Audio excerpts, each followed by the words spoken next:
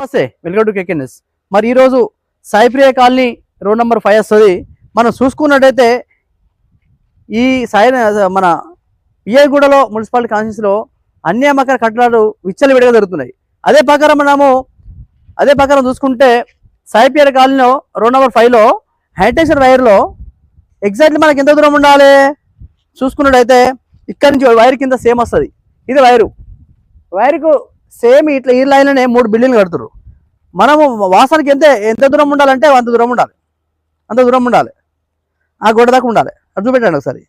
అక్కడ దాకా ఉండాలి. కానీ దీనివల్ల ఎఫెక్ట్ ఏంది? ఇక్కడ ఉన్న బిల్డర్లు కానీ తక్కువ రేట్లో భూములు తీసుకొని వీళ్ళేదో జీపీఎస్ వన్ కట్టి కస్టమర్లకు అమ్మేస్తారు. వాళ్ళ పరిస్థితి ఏంటి? పొద్దున పిడుగులు పడితే సడన్గా మహిళలు ప్రెగ్నెంట్ ఉన్నా కానీ వాళ్ళకి ఎంత బాగా తెలుసా మీకు? మీరు ఏదో కట్టుకొని పోతారు. మరి ఇక్కడిది ఇంత ఘోరమైన ఇక్కడ కడుతురు కదా, పర్మిషన్ ఎలా ఇస్తారు? కమిషన్ ఏం చేస్తుండు? టీపీ వాళ్ళు ఏం చేస్తారు? ఇక్కడ ఉన్న కార్పొరేటర్ ఏం చేస్తుండు? అంటే మీరు ఎందుకు మౌనం పాటిస్తారు? మీరు ఈ రకంగా ముడుపులు ఇట్లా ముడుతున్నాయా? మరి అంటే మీకు ముడుపులు ముడితే ఏమన్నా చేయొచ్చా? సరే వైర్ ఇంత అన్యాయమా? వైర్ల కింద కట్టలేదు. ఆ వైర్లకు 60 ఫీట్ల దూరం ఉండాలి ఇల్లు కట్టాలంటే. ఆల్రెడీ పక్కకు ఉన్నది, ఇక్కడ అక్కడ దాకా 3 పర్మిషన్ దీనికి లేదు. ఎలాంటి పర్మిషన్ లేకుండా టీపీఓ ఏం చేస్తుండు, కమిషన్ ఏం చేస్తుండు, ఏరియా కార్పొరేటర్ ఏం చేస్తుండు, మౌనంగా ఎందుకు పాటిస్తుంది? దీనిపైన మీరు ప్రజలైనా కాపాడుకునే పోయి ప్రజలకు నష్టం అవుతుంది కదా, ఎందుకని మీరు చర్యలు తీసుకుంటలేరు? అంటే ప్రజలు ఏడన్నా పోనీయా? మీకు ముడుపులు అయిపోయానా?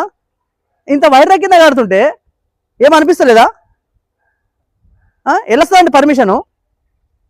అంటే మీకు ముడుపులు ముడితే ఏదైనా వైర్ల కింద కట్టినా కట్టచ్చు, రోడ్డు మీద కూడా కట్టుకోవచ్చా? గతంలో చూసుకుంటే ఇవన్నీ అక్కడ పాత బిల్డింగ్లే. ఈ రోజు మా దృష్టికి వచ్చి జరిగింది.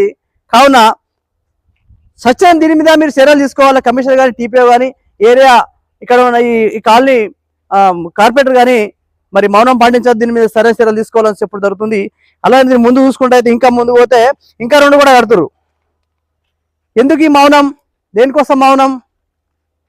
అమ్ముకొని పోతారు బిల్డర్లు. తక్కువ రేటుకి వస్తుంది అమ్ముకొని పోతారు. కొన్న వాళ్ళు నష్టపోతారు. లక్షలు పెట్టి పాప వాళ్ళు కొంటారు. ఏదో ఆ కొనేటప్పుడు వాళ్ళని ఏదో చెప్తుంటారు, వాళ్ళకి ఇట్లాట అని చెప్తుంటారు.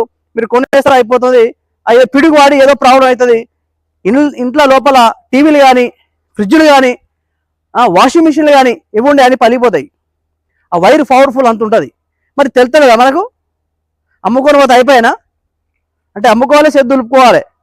ఆ కొన్నోడు ఏదో సంకనాకపోని నాశనం అయిపోని అంతే, అంత మించి అవసరం లేదు. కట్టాలా ఇల్లాలి. అందుకే చిన్న బిడ్డలు కడుతున్నారు. మీరు చూసినావా ఎంత తెలివితో కడుతున్నారు అంటే? ఇప్పుడు మామూలుగా చూడండి 60-40 గజాలు కడుతున్నారు. 60 గజాలు చిన్న బిడ్డలు కట్టేసి జనాలకు అంటుపెట్టి పక్క జరపాలి, చేతులు నిలుపుకోవాలి. ఇది పరిస్థితి. సస్యంగా దీనిపైన మెయిన్ ఇంపార్టెంట్ మున్సిపల్ కమిషనర్ చర్యలు తీసుకోవాలి, టీపీఓ కూడా చర్యలు తీసుకోవాలి. దానికి ముందు ఈ ఏరియా మన కార్పొరేటర్ గారు చర్యలు తీసుకోవాలి. మౌనంగా ఉండద్దు సార్. ఎందుకంటే ప్రజలు మీరు కాపాడుకోవాలి కాబట్టి మరి ఇంత నష్టం జరిగితే మీరు పట్టించుకుంటారని దృష్టికి వచ్చింది. దీని సరే చర్యలు తీసుకోవాలని చెప్పడం జరుగుతుంది. చూసుకోండి కేకే. Thank you.